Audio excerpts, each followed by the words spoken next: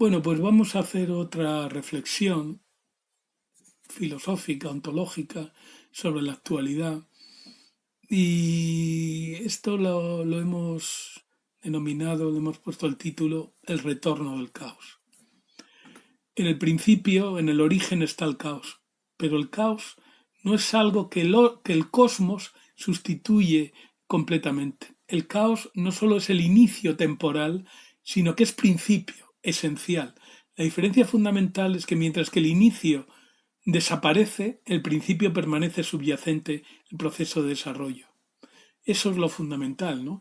El caos no logra ser eliminado nunca por el cosmos. El cosmos no logra ordenar completamente y de forma total el caos, ¿no? En el Siodo lo primero es el caos, como antes de su cosmogénesis, ¿no? Construcción del, de la realidad, que para él empieza con los dioses, la teogonía, ¿no? El origen de los dioses, pero antes de los dioses está el caos. En Hesíodo lo primero es el caos, como un espacio que se abre y en el cual va a surgir todo. Ese aspecto espacial, de matriz, de ámbito en el cual surgen las cosas, está también en el timeo platónico, en el concepto de cora. Un intervalo, un receptáculo, una matriz previa a la escisión entre el ser y el no ser, en el que surgen las formas como esquemas. Es ese indiferenciado inicial que no es previo a la escisión entre el ser y el no ser, que constituye la cora, constituye ese caos, digamos, informe, ese caos indefinido, ¿no? Desordenado. El ser humano y en general los seres vivos intentan convertir ese caos informe e indefinido en un cosmos introduciendo orden. Pero este proceso de cosmogénesis, es decir, de génesis del cosmos, de generación del orden, nunca es definitiva. Por eso a lo que nos enfrentamos siempre es, como ya nos lo recordó de forma magistral Félix Guattari y Gilles Deleuze, nos enfrentamos siempre a un caosmos, es decir, un cosmos que mantiene en su seno un caos no completamente dominado. Un cosmos que conserva el caos en su seno. El cosmos es el resultado de proyectar redes de inteligibilidad sobre el caos primordial. El hombre, desde su origen, intenta primero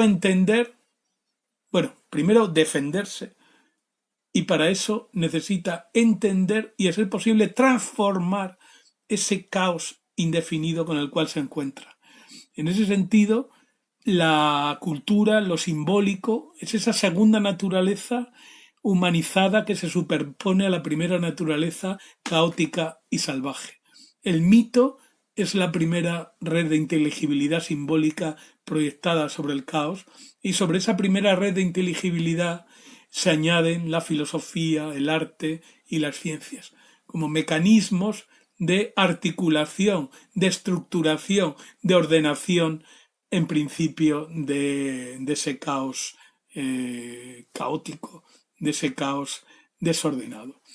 En terminología lacaniana se da una oposición entre lo simbólico y lo real, siendo la realidad en que habitamos lo que del real último puede ser simbolizado, y lo real aquello que resiste a la inteligibilidad simbólica, ese residuo último insimbolizable del todo, inabarcable a través del símbolo.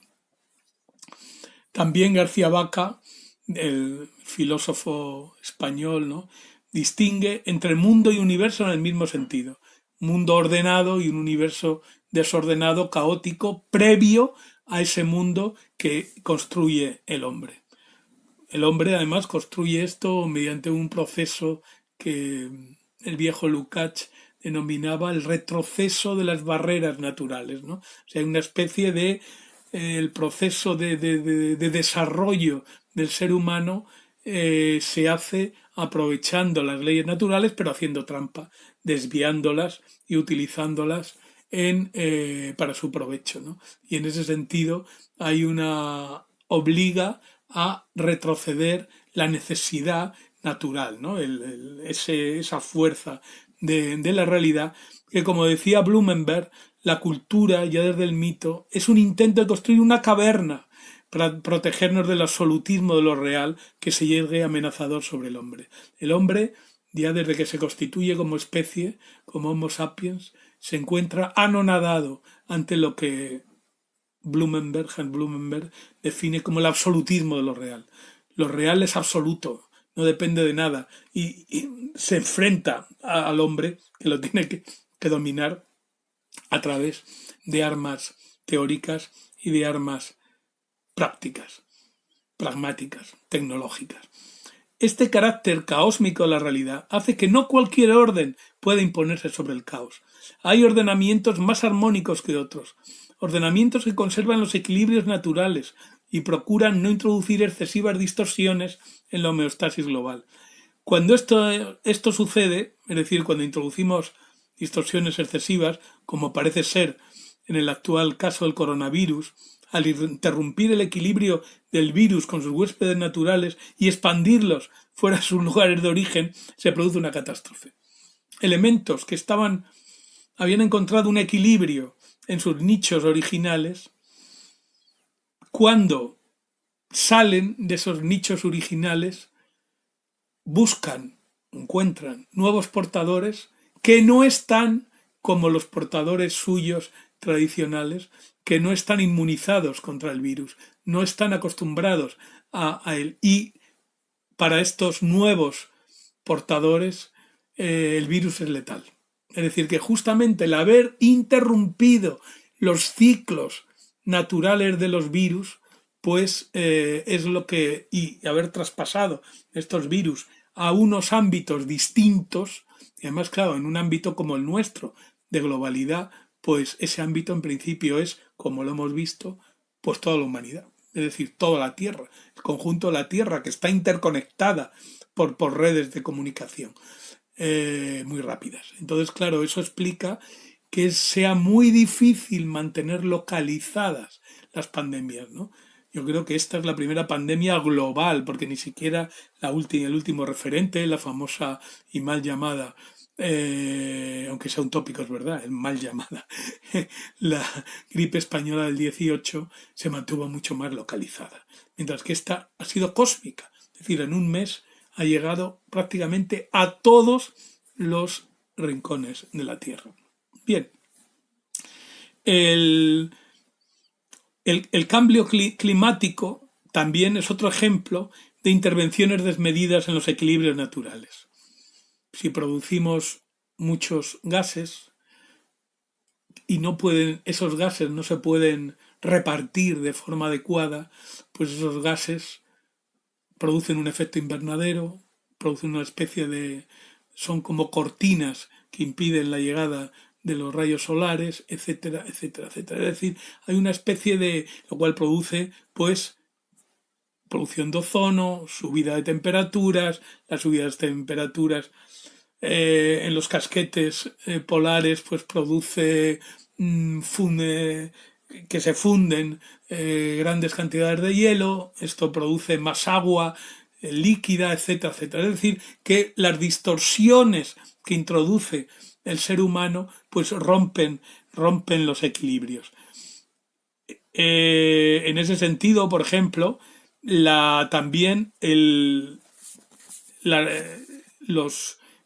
manipulación genética de los animales y de las plantas domésticas, pues al disminuir, digamos, el pool genético, al disminuir la variedad de genes disponibles y de especies disponibles, al centrarse optimizando unos determinados tipos de tomates, unos determinados tipos de pollos, determinados tipos de ovejas, pues claro, como disminuye la cantidad y la variedad de especies, si hay una enfermedad que ataca a un pool genético de estos, ¿no? A una estructura, una especie determinada, es mucho más fácil que sea mucho más grande y mucho más potente, mucho más destructiva, que si hay muchas especies a las que infectar, ¿no? Si solamente tenemos 2 especies de tomates y encontramos una enfermedad que ataca a una, pues casi no podemos encontrar con la muerte de los 50, del 50% de los tomates, mientras que como había antes, cada pueblo, casi cada agricultor tenía su especie de tomate específica, era imposible prácticamente que lo que matara mis tomates matara también a los del vecino, con lo cual siempre había muchas más posibilidades de liberarse. En ese sentido, este control genético, dice, aparte de permitir el control económico y comercial y concentrarlo en muy pocas manos, como las grandes multinacionales dedicadas a esto, ¿no? A la producción de semillas y a la producción de semen y la inseminación artificial de los ganados, pues aparte de permitir ese control comercial, es que hace que una amenaza potencial sea mucho más peligrosa, dado que se ha eliminado la variedad que favorece la defensa, ¿no? Ya que al haber varios pools genéticos, no todos son vulnerables de igual manera frente a las enfermedades. Por lo cual, la biodiversidad no es solamente un valor estético y ético, sino también un valor de supervivencia. Cuanto más la vida tenga más diversidad, más fácil será evitar que un único peligro, una única enfermedad acabe con ella. El reconocimiento del que el caos no es eliminable del todo en un cosmos completamente ordenado exige a nivel ideológico, a nivel valorativo, a nivel axiológico, el replanteamiento de todo prometeísmo potenciador al máximo de las posibilidades de transformación del mundo. El principio de prudencia tiene que conducirnos a no hacer todo lo que es posible y a someter el desarrollo científico y tecnológico a un control democrático que impida su monopolio por los intereses económicos o por una tecnocracia liberada de todo control democrático. Es importante, y esto en estas circunstancias, no hacer todo lo que se puede hacer. Es decir, aplicar principios de prudencia. Puedo salir, pero no me conviene salir. Puedo reunirme con más gente, pero no es prudente. Entonces ahí, como siempre, esto vale para el desarrollo científico y ahora nos vale para la vida cotidiana. Un principio de mesura, un principio de autocontrol, un principio de prudencia nos lleva a no estirar al máximo las potencialidades y las posibilidades abiertas por la legislación, sino ser prudentes para minimizar el riesgo de contagio y por lo tanto de propagación de la enfermedad. De la crisis actual como de todas, por otro lado, desde que digamos el mundo utiliza tecnologías. De la crisis actual solo se sale con más ciencia y con más tecnología. Es decir, no hay forma, no hay otra forma, no podemos volver a la magia, no podemos volver a las danzas rituales para llamar a la lluvia. No podemos curar las enfermedades con las manos, aunque algunos lo crean. Pero quizá dicha ciencia y tecnología no tengan que ser del mismo tipo que las actuales, sino más prudentes, más controladas, con más atención a los efectos secundarios y no queridos.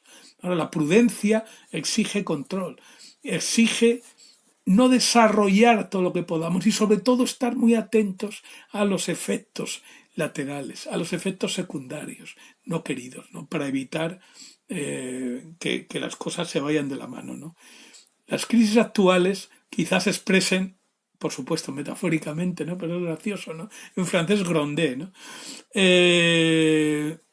Las crisis actuales quizás expresen los gruñidos de un caos primigenio que se resiste a ser completamente ordenado y estructurado a nuestro antojo y exigen un replanteamiento de los objetivos del desarrollo más en un sentido cualitativo y respetuoso con el medio ambiente y los equilibrios naturales que en el meramente cuantitativo y caótico que ha caracterizado hasta ahora dicho crecimiento. Creo que es importantísimo. Además, yo creo que los más avanzados, sobre todo en la política de la ciencia, ¿no? Su conexión con la tecnología y con la ecología, insisten mucho en esto, ¿no? No se trata de desarrollar discursos anticientíficos, sino de ampliar el control ciudadano, el control político democrático sobre el desarrollo de la ciencia y el decidir de forma democrática dialogada, no dependiendo de los intereses económicos o políticos o tecnocráticos, por dónde dirigir esta ciencia, ¿no? En ese sentido, no se trata de volver a un onimismo en el sentido de la Pachamama o de la Fisis, ¿no? Como la adoración de la Fisis, como elemento, eso desde luego es evidente, que tiene un potencial estético, incluso ético muy importante, ¿no? Siempre y cuando no nos lo creamos, por supuesto, a nivel ontológico. No se trata de volver a un animismo en el sentido de la Pachamama, más que nada porque los equilibrios que están en la base de dichas concepciones animistas se basan en modos de producción ya desaparecidos e irrecuperables, pero sí de reorientar el desarrollo científico y tecnológico con más serenidad, como decía Heidegger, con más parsimonia, con más tranquilidad, concediendo valor a las riquezas naturales entre las cuales nos encontramos los seres humanos, y no pensando que son simplemente mercaderías que tenemos a mano para todo lo que se nos ocurra. Es decir, no somos elementos puestos en un almacén a disposición todopoderosa del uso y el abuso, ¿no? O sea, la propiedad tiene que ser matizada. Podemos usar, pero no podemos abusar de las cosas a las que tenemos derecho. Es importantísimo esto, y eso supone, claro, una restricción y digamos, un recorte de posibilidades.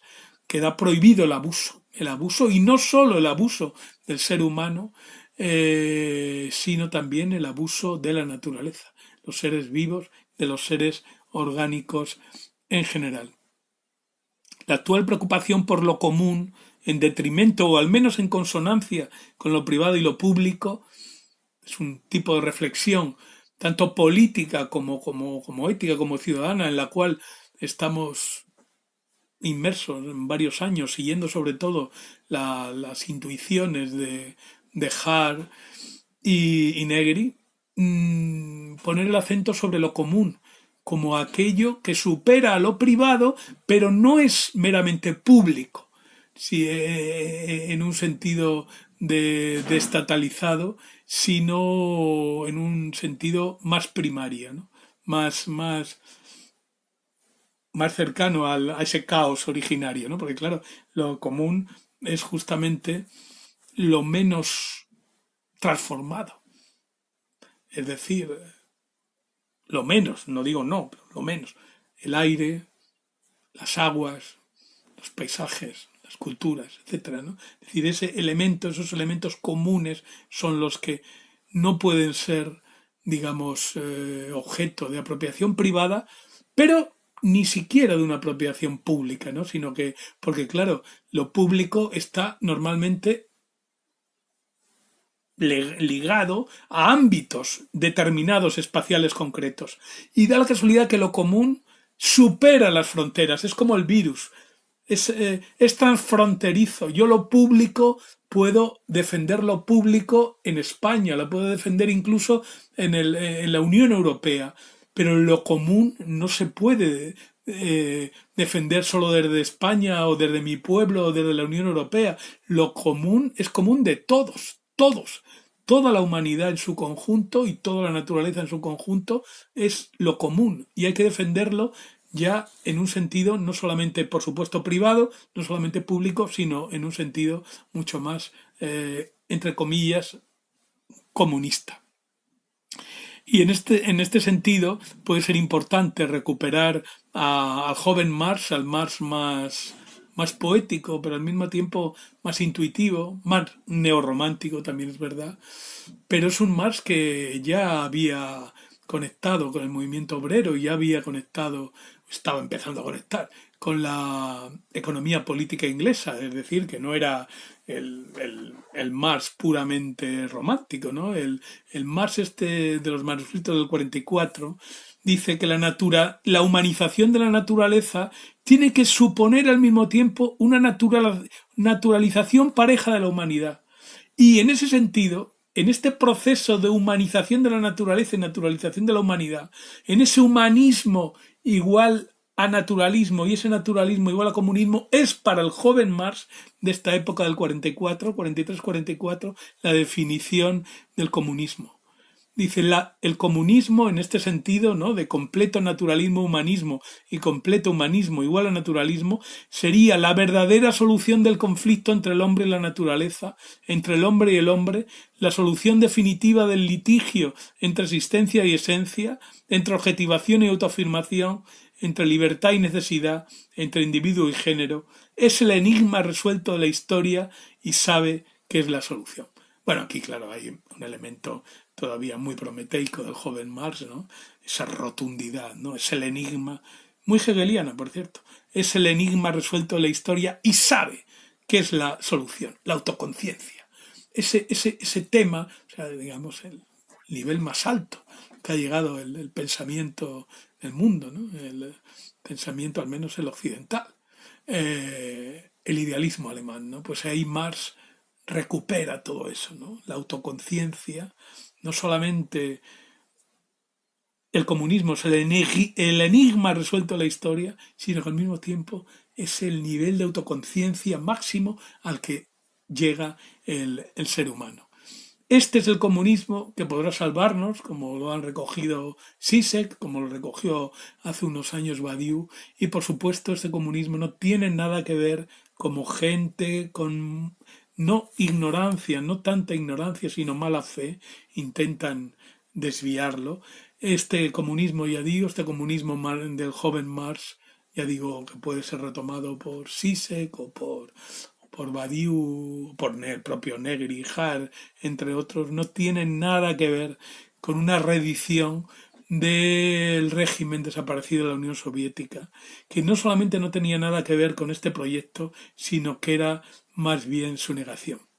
Bueno, lo dejamos aquí recordando solamente esto, ¿no? La idea de vivimos en un caosmos y en el momento en que, digamos, hacemos un poco simplemente con una uña en el cosmos aparece el caos debajo, ¿no? Entonces, esto, una llamada a la prudencia, que en este caso ha sido una llamada patética precisamente por la violencia de la agresividad del virus, por su rapidísima propagación, por su letalidad, pero que sin llegar a este nivel de perentoriedad, lleva ya muchos años, desde los primeros informes del Club de Roma, los años 70, llamando a nuestra puerta y avisándonos de que ese caos último, ese caos principal, ese caos que es la base de nuestra realidad, puede surgir en cualquier momento y por eso toda prudencia es poca para controlarlo. Muchas gracias.